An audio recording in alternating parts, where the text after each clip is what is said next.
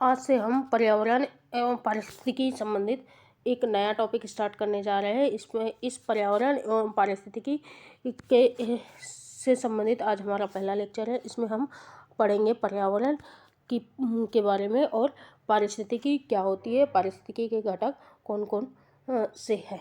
तो चलिए स्टार्ट करते हैं। सबसे पहले पर्यावरण जो है, पर्यावरण दो शब्दों से मिलकर बना है, परि धन आवरण। परि का अर्थ होता है घेरा और आवरण का अर्थ होता है चारों ओर, अर्थात चारों ओर के जो वातावरण है उसको हम पर्यावरण, हमारे चारों ओर या हमारे आसपास का जो वातावरण होता है उसे हम पर्यावरण कहते हैं। अर्थात पर्यावरण उस आवरण को कहेंगे जो संपूर्ण पृथ्वी के अंतर्गत आती है। हमारा जलमंडल, स्थलमंडल, वायुमंडल तथा इनके विभिन्न घटकों को मिलाकर जो आसपास का वातावरण होता है उसे हम पर्यावरण कहते हैं।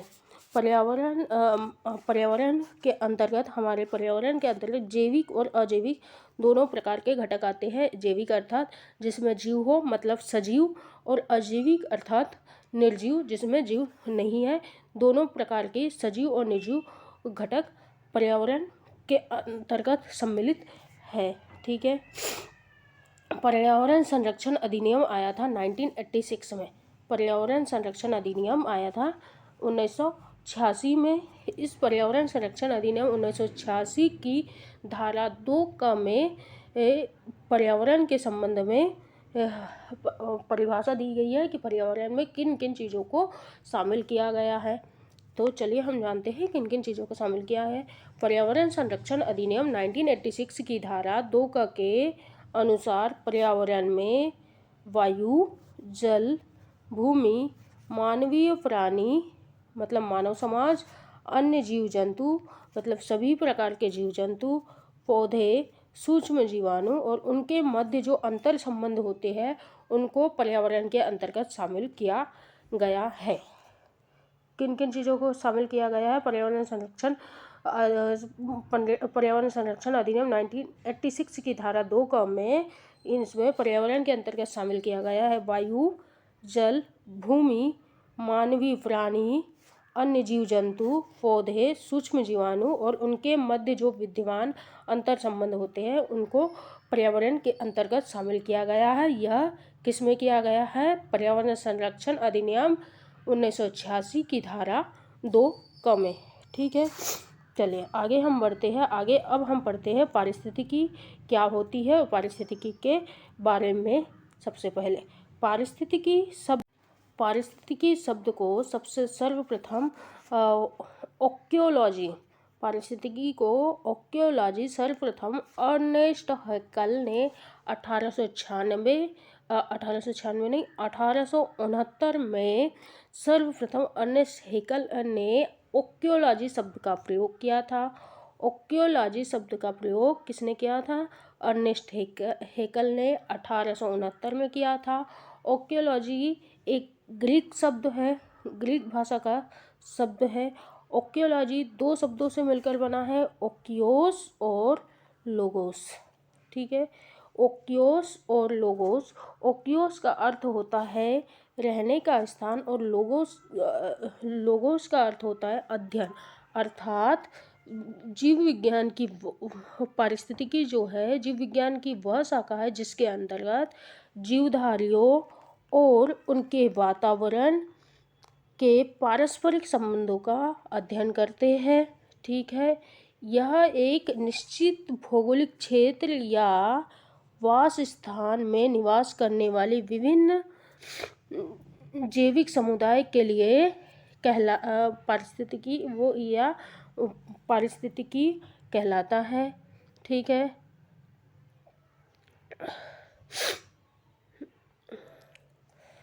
इसके अंतर्गत जो होते हैं पारिस्थितिकी मतलब इकोलॉजी के अंतर्गत समस्त जीवों में आ जाएंगे हमारे पेड़ पौधे, जीव जंतु और मानव समाज।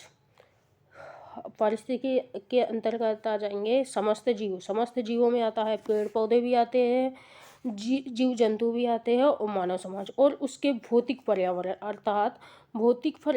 अर्थात अजैविक घटक जो कि निर्जीव वस्तुएं होती है। अजैविक घटकों के मध्य जो क्रियाओं का अध्ययन किया जाता है उसे इकोसिस्टम कहते हैं। ठीक है, उसको इकोसिस्टम कहते हैं। या दूसरी भाषा में कहा जाए तो जैविक तथा अजैविक घटकों के मध्य अंतर संबंध के अध्ययन को हम क्या कहेंगे? पारिस्थितिकी या इकोलॉजी कहेंगे। ओक्योलॉजी शब्द को ही बाद में इकोलॉजी कहा जाने लगा। पहले ओक्योलॉजी ही कहा जाता था, उसको बाद में इकोलॉजी कहा जाने लगा। ओक्योलॉजी शब्द का सर्वप्रथम प्रयोग किसने किया था? अर्नेस्ट हेकल ने किया था। कब किया था? 1869 में किया था। और यह एक ग्रीक शब्द है, ग्रीक भाषा का शब्द है, और यह दो शब्दों से मिलकर बना है, ओकियोस और लोगोस। ओकियोस का अर्थ होता है रहने का स्थान और लोगोस का अर्थ होता है अध्ययन करना। ठीक है, अध्ययन। चलिए अब हम आगे बढ़ते हैं। पारिस्थितिकी तंत्र या इकोसिस्टम क्या होता है? पारिस्थितिकी तंत्र और इकोसिस्टम को हम कहते हैं रचना एवं इकाई की दृष्टि से विभिन्न जीवों और वातावरण की मिली जुली जो इकाई होती है, विभिन्न जीवों और वातावरण की मिली जुली जो इकाई होती है उसे हम पारिस्थितिकी तंत्र कहते हैं। दूसरे शब्दों में कहा जाए तो पेड़ पौधे, जीव जंतु और भौतिक पर्यावरण के सामूहिक रूप को अर्थात जीव जंतु और मानव समाज आ जाएगा, पेड़ पौधे आ जाएंगे, एवं भौतिक पर्यावरण के समूह को हम क्या कहते हैं? इकोसिस्टम। या फिर जैविक और अजैविक घटक के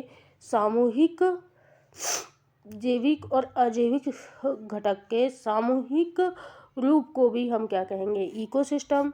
या फिर दूसरे शब्दों में सजीवों और निर्जीवों के सामूहिक रूप को भी हम इकोसिस्टम कहते हैं। ठीक है, इकोसिस्टम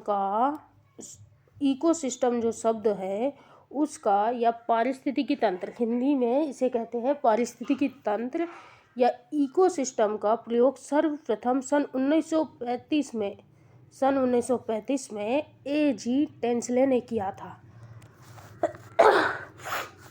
इकोसिस्टम या पारिस्थितिकी तंत्र शब्द का प्रयोग सर्वप्रथम किसने किया था? सन 1935 में A.G. टेंसले साहब ने इसका प्रयोग किया था। अब हम जान लेते हैं पारिस्थितिकी तंत्र के घटक अर्थात इकोसिस्टम के कौन कौन से घटक होते हैं उसके बारे में।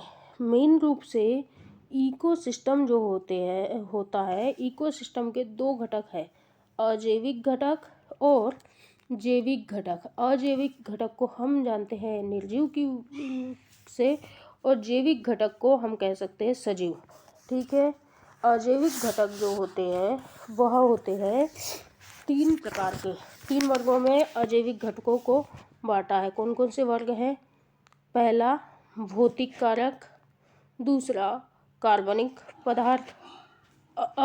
पदार्थ और तीसरा है कार्बनिक पदार्थ। चलिए हम इसे अब एक एक करके जानते हैं। भौतिक कारक अजैविक घटक के अंतर्गत आते हैं। भौतिक कारक में आता है सूर्य का प्रकाश, तापमान, वर्षा, दाब, आर्द्रता। यह जो है पारितंत्र मतलब सिस्टम में जीवों की वृद्धि को सीमित और स्थिर बनाए रखने के लिए इसका प्रयोग किया जाता है, प्रयोग होता है। भौतिक कारक में सूर्य का प्रकाश आ जाएगा, तापमान आ जाएगा, वर्षा आएगी, दाब आएगी, आर्द्रता। ये जो होते हैं सिस्टम में जीवों की वृद्धि को सीमित और स्थिर बनाए रखने का काम करते हैं। अकार्बनिक पदार्थ में कार्बन डाइऑक्साइड, नाइट्रोजन, ऑक्सीजन, पानी, चट्टान, मिट्टियाँ, अन्य खनिज आ जाएंगे, फास्फोरस आ जाएगा, सल्फर आ जाएगा। ये होते हैं अकार्बनिक पदार्थ अजैविक घटक के अंतर्गत।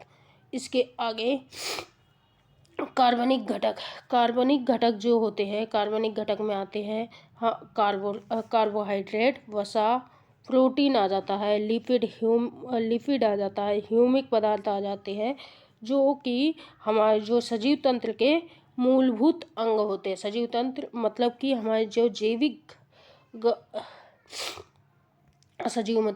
घटक जो होते हैं, जैविक घटक के लिए मूलभूत आवश्यकताएं होती है। ये जैविक घटकों के लिए मूलभूत आवश्यकता होती है, जैसे कार्बोहाइड्रेट हो गया, वसा हो गई, प्रोटीन हो गया, हमारे ये विटामिन्स हो गए। ये सारी चीज़ें जो है ये कार्बनिक पदार्थ के अंतर्गत आते हैं और यह हमारे सजीव तंत्र मतलब जैविक तंत्र के लिए बहुत ही उपयोगी होते हैं। इसलिए इसे कार्बनिक पदार्थ को जैविक और अजैविक घटक के बीच की कड़ी कहा जाता है। जैविक और अजैविक घटक के बीच की कड़ी किसे कहा जाता है? कई बार एग्जाम में पूछ लिया जाता है कि जैविक और अजैविक घटक के बीच की कड़ी कहा जाता है कार्बनिक पदार्थ को। ठीक है, हमने अभी क्या पढ़ा जैविक घटक के बारे में कि जैविक घटक क्या होते हैं। ठीक है, जैविक घटकों को हम निर्जीव घटक भी कहते हैं, जिसमें जीव नहीं होता। अजैविक घटकों को 3 वर्गों में बांटा था: भौतिक कारक, अकार्बनिक पदार्थ और कार्बनिक पदार्थ। भौतिक कारक में आ जाता है हमारा सूर्य का प्रकाश, तापमान, वर्षा, आर्द्रता, दाब और ये जो होते हैं भौतिक कारकों का काम है जीवों की वृद्धि में को सीमित करना और स्थिर बनाए रखना। अकार्बनिक पदार्थ जो होते हैं, अकार्बनिक पदार्थों के अंतर्गत आते हैं carbon dioxide, nitrogen, oxygen, hydrogen, चट्टान, मिट्टी, फास्फोरस, सल्फर और अन्य खनिज आ जाते हैं। और कार्बनिक पदार्थ जो होते हैं, कार्बनिक पदार्थ में आ जाता है कार्बोहाइड्रेट, वसा, प्रोटीन आ जाता है, लिपिड आ जाता है, ह्यूमिक पदार्थ आता है, जो कि हमारे जो जैविक तंत्र होता है या जैविक घटक होते हैं उनकी मूलभूत आवश्यकताओं की पूर्ति के लिए प्रयोग किया जाता है मूल रूप से। इसलिए जो कार्बनिक पदार्थ होते हैं, कार्बनिक पदार्थ को जैविक और अजैविक घटक के बीच की कड़ी कहा जाता है। ठीक है, अब हम आगे पढ़ते हैं जैविक घटकों के बारे में कि जैविक घटक क्या होते हैं। जैविक घटक अर्थात सजीव घटक भी कहा जाता है इन्हें। जैविक घटकों को भी मूल रूप से 3 भागों में डिवाइड किया है। 3 भाग कौन कौन से हैं? 3 भाग में आ जाता है उत्पादक वर्ग या उत्पादक घटक, फिर आ जाता है उपभोक्ता के बाद अपघटक। इसे हम एक एक करके पढ़ते हैं। उत्पादक क्या होते हैं?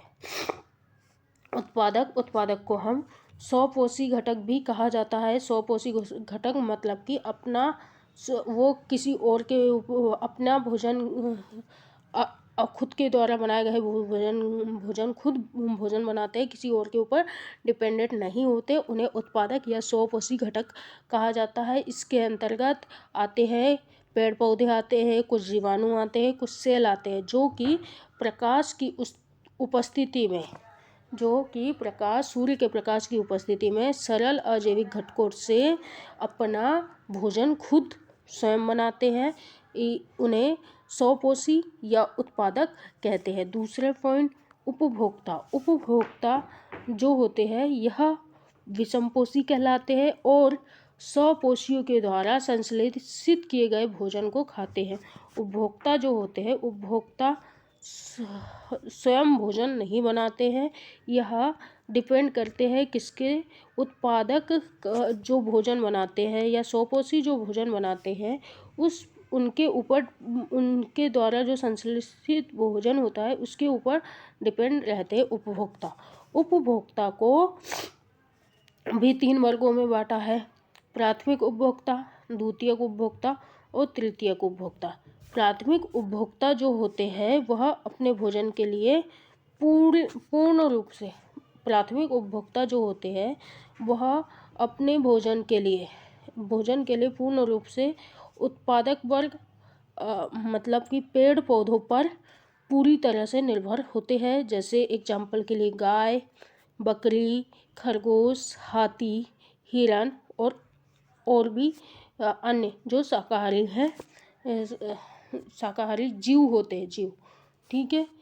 और द्वितीयक जो होते हैं, द्वितीयक उपभोक्ता जो होते हैं प्राथमिक उपभोक्ताओं के ऊपर निर्भर होते हैं। द्वितीयक उपभोक्ता वे जीव होते हैं जो अपने भोजन के लिए प्राथमिक उपभोक्ता पर निर्भर करते हैं। जैसे कि सांप हो गया, भेड़िया हो गया, ये जो होते हैं प्राथमिक उपभोक्ताओं के ऊपर निर्भर रहते हैं। अब आते हैं तृतीयक उपभोक्ता। तृतीयक उपभोक्ता जो है वो अपने पोषण के लिए या अपने भोजन के लिए प्राथमिक और द्वितीयक उपभोक्ताओं के ऊपर निर्भर रहते हैं। प्राथमिक और द्वितीयक के लिए द्वितीयक पर निर्भर रहते हैं, तृतीयक उपभोक्ता कहलाते हैं। जैसे बाज हो गए, शेर हो गए, बाघ आदि। ठीक है। और तीसरा है हमारा अपघटक या मृतपोषी। अपघटक या मृतपोषी, इसे ये जो होते हैं अधिकतर जीवाणु और कवक होते हैं जो कि जंतु और पौधों की मृत अपघटित कार्बनिक पदार्थ जो होते हैं, जो सड़ रहे पदार्थों पर अपने शरीर के बाहर एंजाइमों का स्राव करके ग्रहण करते हैं। पोषकों के चक्रण में इनकी महत्वपूर्ण भूमिका होती है। ठीक है। इनकी महत्वपूर्ण भूमिका होती है किनकी? अपघटकों की। और ये कुछ स्पेशल क्या होते हैं अपघटक कवक और जीवाणु होते हैं, मुख्यतः कवक और जीवाणु होते हैं। और यह मृत उत्पादक, जो मृत उत्पादक मतलब कि पेड़ पौधे जो मर चुके हैं उनके जो खराब हो चुके हैं, सड़े गले, और उपभोक्ताओं के अपघटन मतलब कि इनमें से प्राथमिक, द्वितीयक, तृतीयक उपभोक्ता जब मर जाते हैं और इनका शरीर गलने लगता है, उनसे यह जीवाणु और कवक अपना भोजन प्राप्त करते हैं, इसलिए इन्हें अपघटक या मृतपोषी कहते हैं। ठीक है। आज के लेक्चर में हमने पढ़ा सबसे पहले पर्यावरण के बारे में कि पर्यावरण होता क्या है। पर्यावरण दो शब्दों से मिलकर बना हुआ है। कौन कौन से? परिधन आवरण से। परिधन आवरण, परि का अर्थ होता है घेरा और आवरण मतलब चारों ओर, अर्थात हमारे चारों ओर के वातावरण को हम क्या कहते हैं? पर्यावरण कहते हैं। इसके आगे हमने पढ़ा पर्यावरण संरक्षण अधिनियम 1986 के बारे में। पर्यावरण संरक्षण अधिनियम 1986 जो है उसकी धारा 2 में क्या कहा गया था?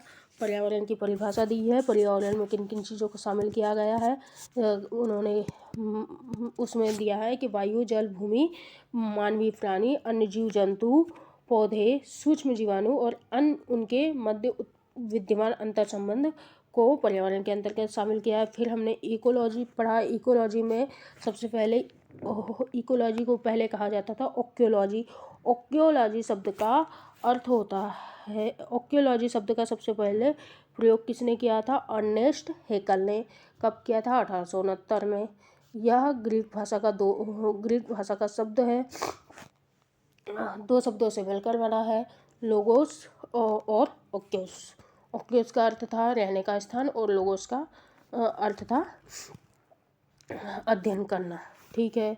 फिर इसके आगे हमने पढ़ा पारिस्थितिकी तंत्र यानी कि इकोसिस्टम। इकोसिस्टम को भी हमने कितने भागों में डिवाइड किया? 2 भागों में डिवाइड किया, जैविक घटक और अजैविक घटक। जैविक घटक के अंतर्गत हमने जैविक घटक को भी 3 वर्गों में बांटा, भौतिक कारक, कार्बनिक पदार्थ और अकार्बनिक। ठीक है। भौतिक कारक में आ जाता है सूर्य का प्रकाश, तापमान, दाब, वर्षा, आर्द्रता। ठीक। यह क्या करते हैं? जीवों की वृद्धि को सीमित और स्थिर बनाने का काम करते हैं। अकार्बनिक में आता है कार्बन डाइऑक्साइड, नाइट्रोजन, ऑक्सीजन, पानी, चट्टान, मिट्टी आदि। और कार्बनिक पदार्थ जो होते हैं उसमें कार्बोहाइड्रेट तथा वसा, प्रोटीन आदि आते हैं जो कि किसके मूलभूत आवश्यकताओं की पूर्ति करते हैं? या सजीव मतलब जैविक घटकों की मूलभूत आवश्यकताओं की पूर्ति करते हैं। इसीलिए इसे कार्बनिक पदार्थ को जैविक और अजैविक घटक के बीच की कड़ी कहा जाता है। ठीक है, आगे हमने लास्ट पॉइंट पढ़ा था किसका, इकोसिस्टम को का दूसरा भाग पढ़ा था जैविक घटक। जैविक घटक को भी हमने 3 भागों में डिवाइड करके पढ़ा। पहला कौन सा, उत्पादक वर्ग, दूसरा उपभोक्ता वर्ग और तीसरा अपघटक वर्ग। उत्पादक वे जो अपना भोजन सूर्य के प्रकाश की उपस्थिति में अजैविक घटकों से तत्वों से अपना भोजन बनाते हैं, उत्पादक कहलाते हैं। अर्थात वह किसी अन्य पर डिपेंडेंट नहीं रहते, वह अपना भोजन स्वयं बनाते हैं। इसमें पेड़ पौधे आते हैं, कुछ जीवाणु आते हैं, कुछ शैवाल आते हैं। ठीक है, उपभोक्ता पढ़ा। उपभोक्ता क्या होता है, यह स्वपोषी मतलब कि उत्पादकों के द्वारा संश्लेषित जो भोजन होता है उसके ऊपर डिपेंडेंट रहते हैं। इसको भी 3 भागों में डिवाइड किया, प्राथमिक उपभोक्ता, द्वितीय उपभोक्ता और तृतीय। प्राथमिक उपभोक्ता जो होते हैं पूरी तरह से डिपेंड रहते हैं पेड़ पौधों पर या प्राथमिक उपभोक्ताओं के ऊपर पूरी तरह से निर्भर होते हैं। जैसे एग्जाम्पल के लिए गाय, बकरी, खरगोश, हाथी, हिरण आदि। और द्वितीयक उपभोक्ता जो होते हैं वह प्राथमिक उपभोक्ताओं के ऊपर डिपेंड रहते हैं, जैसे सांप हो गया, भेड़िया हो गया। और तृतीयक उपभोक्ता जो होता है, तृतीयक उपभोक्ता प्राथमिक और द्वितीय उपभोक्ताओं के ऊपर डिपेंडेंट रहते हैं। एग्जाम्पल के लिए जैसे शेर हो गया, बाघ हो गया, बाज हो गए, ये जो होते हैं प्राथमिक और द्वितीयक के ऊपर डिपेंड रहते हैं तृतीयक उपभोक्ता अपने भोजन के लिए। और अपघटक और मृत्युपोषी जो होते हैं, लास्ट जो है हमारा तीसरा, मृत्यु और अपघटक, इसमें मुख्य रूप से जीवाणु और कवक होते हैं जो कि उपभोक्ताओं की जो उपभोक्ता वर्ग जो मतलब कि पेड़ पौधे वगैरह जो होते हैं जो मृत हो जाते हैं, सड़ गल जाते हैं, या उपभोक्ताओं में प्राथमिक उपभोक्ता, द्वितीय उपभोक्ता या तृतीय उपभोक्ता जब मर जाते हैं और मरने के बाद अपघटित होने लगता है जब उनका शरीर, तब मृत कार्बनिक पदार्थ के सड़ रहे पदार्थों से अपना भोजन प्राप्त करते हैं, इसलिए इन्हें अपघटक मृत्युपोषी कहते हैं। आज के लेक्चर में बस इतना ही। अगले लेक्चर में हम पढ़ेंगे कि पारिस्थितिकी तंत्र के प्रकार कितने हैं और उस एक एक प्रकार के बारे में डिटेल से हम पढ़ेंगे। ठीक है, ओके, थैंक यू।